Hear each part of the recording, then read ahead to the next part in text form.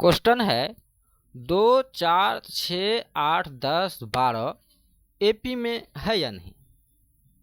इसको कैसे पता करना है कि ये एपी में है या नहीं।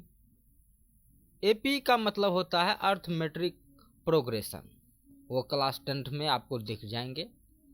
तो उसमें होता है डी। ये कैसे पता करना है कि एपी में है या नहीं।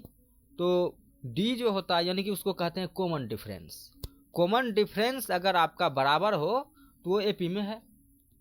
तो जैसे कॉमन डिफरेंस निकालने के लिए क्या किया जाएगा, मैं पहले D1 लिखता हूँ। ये दूसरे पद में से पहले पद को घटा देना है, यानी कि 4 में से 2 को घटा देंगे तो 2। फिर D2 निकालना है। तो मैं ऐसा समझाने के लिए लिख रहा हूँ, D1 D2 ऐसा लिखा नहीं जाता है, फिर भी मैं आप लोगों को बता रहा हूँ। D2 निकालना हो तो 6 में से 4 को घटा दीजिए, यानी कि 6 - 4 को घटा दीजिए, 2 आया। फिर अगले पद 8, D3 हो गया। अगले पद 8 है, 8 में से फिर 6 को घटा दीजिए, फिर भी 2। फिर D4 निकालने के लिए क्या करेंगे, 10 में से 8 को घटा दीजिए, फिर भी 2।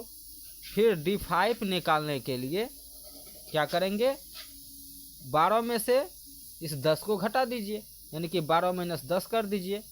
मतलब अगले पद को घटाते जाना है। पिछले पद से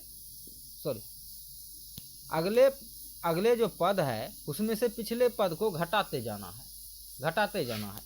तो ये निकल गया हमारा डी।